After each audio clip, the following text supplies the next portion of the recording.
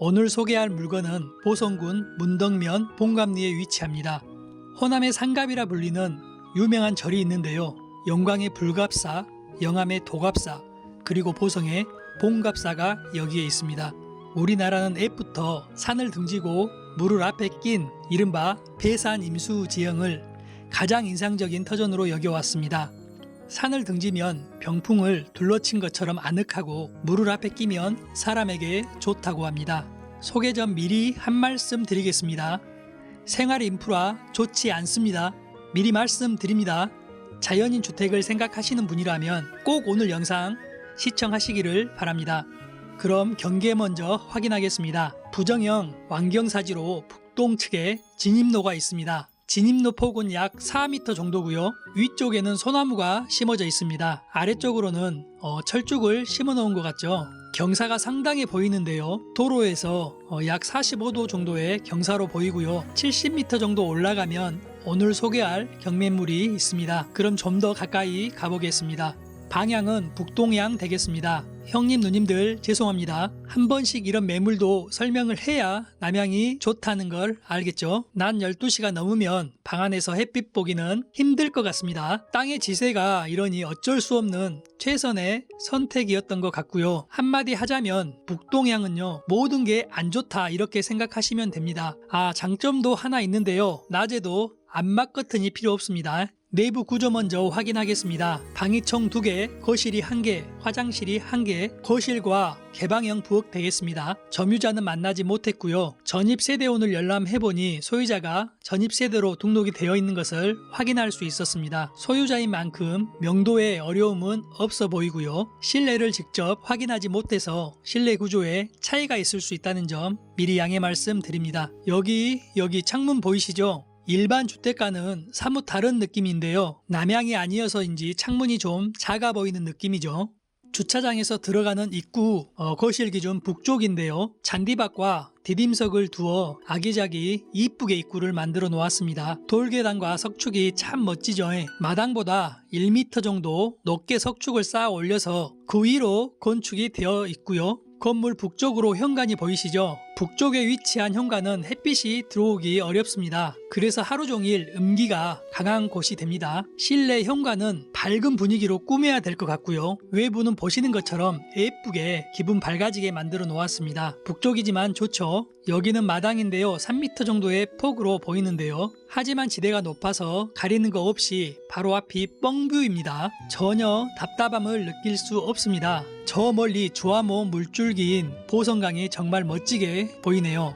마당인데요. 댕댕이의 자유로움이 보이시나요? 자유인, 자연인에게 정말 추천드리고 싶은 주택입니다. 건물 남쪽으로 수도가 있는데요. 위치가 좋아 보이죠? 수도는 지하수인 것 같은데요. 아래쪽에서 물을 끌어오는지 모터가 있습니다.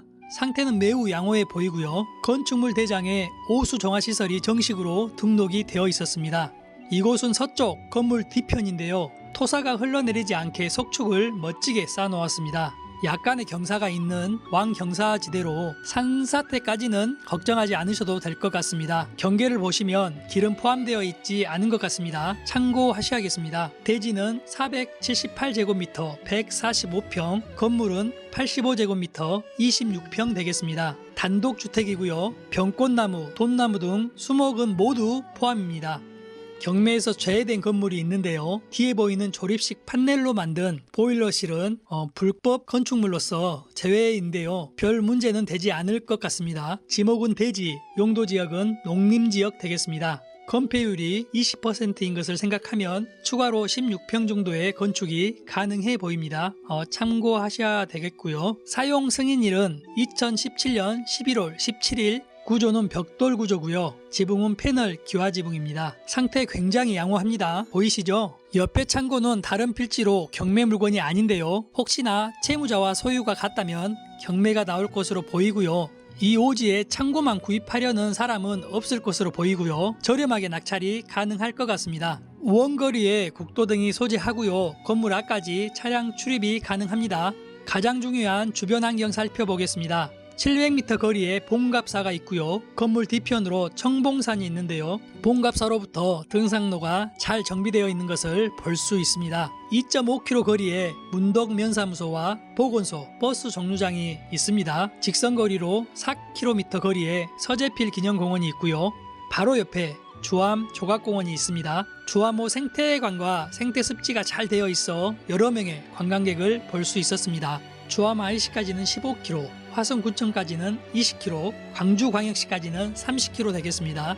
채권액이 많아 경매가 취하될 가능성은 없어 보이고요. 생활 편의시설이 부족한 점을 감안하면 상대적으로 주거환경이나 환급성은 떨어질 것으로 예상되고요. 투자보다는 실수요자 중심으로 입찰을 할 것을 권합니다. 권리 분석상 하자 및 매각 후 인수사항은 없고요. 예상 명도 비용은 370만원, 예상 대출 가능 금액은 감정가 9,600만원 기준 7,600만원, LTV 80%, DSR 40%, 비은행권 50%까지 가능해 보입니다. 개인에 따라 차이가 있을 수 있다는 점 알려드리고요. 자세한 권리 분석 해보겠습니다. 감정가 9,600만원, 현재 1회 유찰이 되었고요. 2023년 3월 20일 6,700만원에 경매로 나왔습니다. 하지만 한 번 더 유찰될 것으로 보이고요. 다음 예정일은 2023년 5월 1일 최저 입찰가 5,300만원에 경매가 될 것으로 보입니다. 5천만원대에 생각하면 될 것 같은데요. 나쁘지 않죠. 국토부 실거래가를 보시면 비슷한 크기의 건물이 1억 2천만원에 매매가 되었고요. 제곱미터당 140만원이네요. 지금 매물을 5천만원대에 낙찰 받는다면 제곱미터당 50만원 정도로 반의 반값에 구입이 가능할 것 같습니다. 그럼 가장 중요한 건물과 주변 환경을 살펴보겠습니다.